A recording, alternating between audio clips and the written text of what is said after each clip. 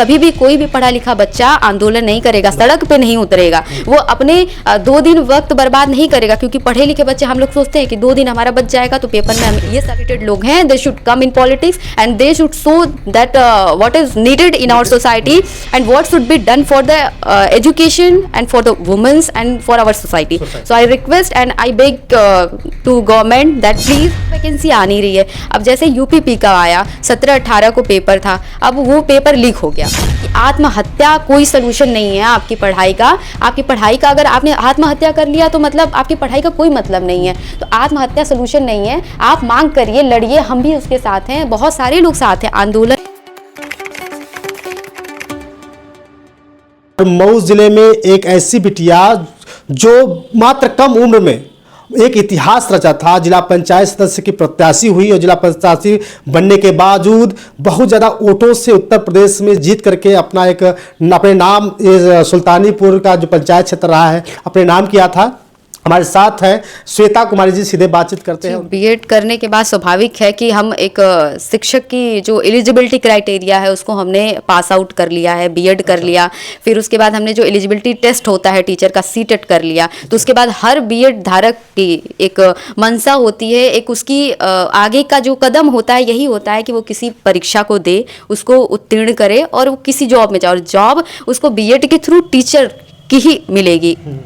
और भी क्षेत्र हैं लेकिन टीचर, और बस यही है कि टीचर की जॉब के लिए लोग अप्लाई करते हैं। बहुत बड़ा मुद्दा है और बहुत ही गंभीर मुद्दा है जिसे सभी को संज्ञान में लेना चाहिए। और हम छात्रों के लिए बहुत इम्पॉर्टेंट है कि अगर हमने बीएड कर लिया तो उसके बाद हमें मौका मिले कि वैकेंसी आए, उसमें हम मौका मिले, हम उसमें उत्तीर्ण हों और जॉब पाएँ। जबकि हमारे सरकार, चाहे हमारे यहाँ कोई वैकेंसी का कुछ ऐसा पता ही नहीं है कि कोई भी शिक्षक भर्ती आई हो 5-6 सालों से। और बच्चे हर दिन परेशान हो रहे हैं, माँ बाप परेशान हो रहे हैं क्योंकि उन्होंने इतनी मेहनत करके पढ़ाया और जब वैकेंसी की टाइम आई 6 साल से बच्चे, पता है 6 साल में उनकी, बहुत लोगों की तो उम्र निकल गई। एलिजिबिलिटी जो होती है कि नहीं 30 साल 35 साल, वो उम्र निकल गई 6 साल में, तो वो उसके बाहर हो गए। तो इससे ये बहुत बड़ी समस्या है कि रोजगार नहीं मिलने से बहुत हमारी जनता परेशान है, हमारे स्टूडेंट्स परेशान है, हमारे पूरे स्टूडेंट्स। देखिए, हम स्टूडेंट्स अगर हम आगे जाएंगे तभी हमारे देश का, गांव का, सबका विकास होगा।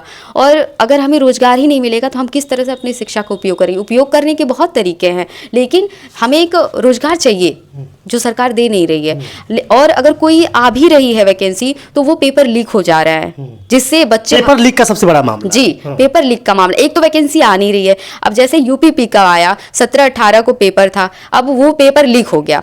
अब उसमें बहुत सारे बच्चे बहुत हतोत्साहित हो गए। कुछ बच्चों ने तो सुसाइड कर लिया, जो मतलब अभी कल की एक बिटिया जो है कि कानपुर की एक बिटिया ने जो कि सुसाइड कर लिया था। उसने लेख में लिखा था, इंग्लिश में कोई लेटर लिख जारी किया था, उसने लिखा था कि मैं अपने माँ बाप का सपना नहीं पूरा कर सकी, इसलिए मैं आत्महत्या कर रही हूँ। जी, ये स्थिति हो गई है कि बच्चे आत्महत्या कर रहे हैं। मैं निवेदन करूंगी उन सभी लोगों से जिन तक मेरी बात पहुंच रही है कि आत्महत्या कोई सलूशन नहीं है आपकी पढ़ाई का। आपकी पढ़ाई का अगर आपने आत्महत्या कर लिया तो मतलब आपकी पढ़ाई का कोई मतलब नहीं है। तो आत्महत्या सलूशन नहीं है। आप मांग करिए, लड़िए, हम भी उसके साथ हैं, बहुत सारे लोग साथ हैं, आंदोलन कर रहे हैं, सारे छात्र आंदोलन कर रहे हैं। कितने बच्चे मारे जा रहे हैं। अब बताइए, अगर हम पढ़ रहे हैं, हमारे माँ बाप पढ़ा रहे हैं और उसके बाद हमें नौकरी नहीं मिल रही है, और उसके बाद अगर हम कोई कदम उठाते हैं, हम सरकार से मांग करते हैं, उनको विज्ञापन देते हैं, आंदोलन करते हैं, तो हमें लाठीचार्ज मिलती है।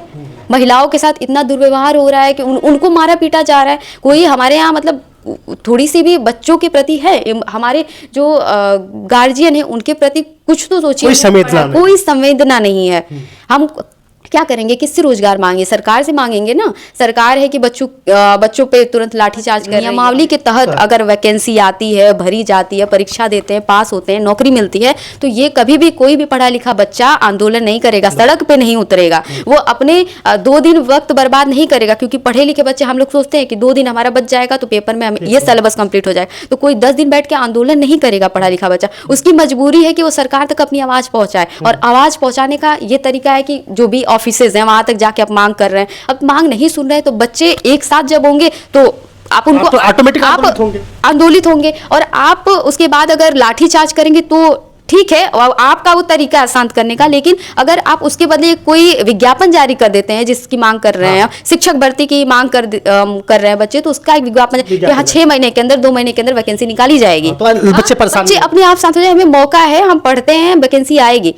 तो ये बात है। और आंदोलन, कोई भी पढ़ा लिखा बच्चा आंदोलन जानबूझ नहीं करता, वो अपने हक के लिए कर रहे हैं, क्योंकि हमें अपनी आवाज पहुंचानी है, सरकार तक पहुंचानी है। जैसे एक एग्जांपल लेते हैं कि हम गांव में जाते हैं, एक शहर में जाते हैं, बच्चे को लोग पढ़ाते हैं, कक्षा LKG से ही कहेंगे बच्चा डॉक्टर बनेगा, बच्चा इंजीनियर बनेगा, गांव में हो चाहे शहर में हो, वो कभी नहीं कहेंगे कि हमारा बेटा पॉलिटिशियन बनेगा। और जब क्यों नहीं बनेगा पॉलिटिशियन भाई? अगर बच्चा जो है आपका, आप पढ़ा लिखा रहे हैं, अगर ज्ञानी बच्चा अगर पॉलिटिशियन बनता है, अगर ज्ञान से भरा बच्चा जाता है, पढ़ा लिखा जाता है, तो हमारे वो अधिकार की बात, वो शिक्षित तरीके से शिक्षित लोगों की मदद करेगा। वो शिक्षित है तो सारी चीजें वो सोच समझ के लेगा।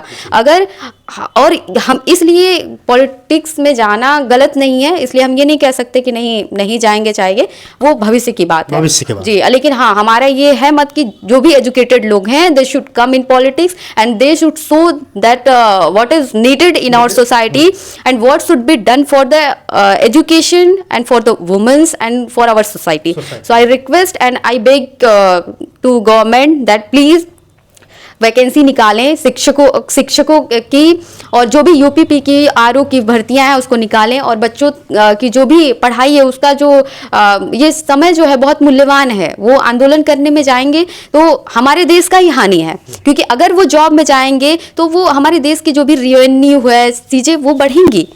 अब हम लोग हैं बिहार में जाके फॉर्म डाल रहे हैं, जब बिहार में हम जाएंगे तो बिहार जो राज्य है, तो बिहार राज्य की जो भी रेवेन्यू सिस्टम है, रेवेन्यू सिस्टम बिहार का बढ़ेगा, वहाँ के शिक्षा की जो स्थिति है, जो एजुकेशन लेवल वो डेवलप होगा, वो इंक्रीज होगा। तो अगर वो चीज़ें अगर हमारे राज्य में होती हैं, उत्तर प्रदेश में, तो हमारे यहाँ का शिक्षा बेहतर होगा, हमारे यहाँ का शिक्षा स्तर बेहतर होगा, और जो रेवेन्यू सिस्टम है हमें बाहर नहीं जाना पड़ेगा, वो हमारे ही राज्य में रह जाएगा। तो हमारे राज्य की जो स्थिति है किसी भी तरीके से, रेवेन्यू से लेके या फिर वैकेंसी से लेके, शिक्षा से लेके, या किसी भी गवर्नमेंट, मतलब जो वो चीज़ें फुलफिल होंगी और बढ़ेंगी, इंक्रीज होगी।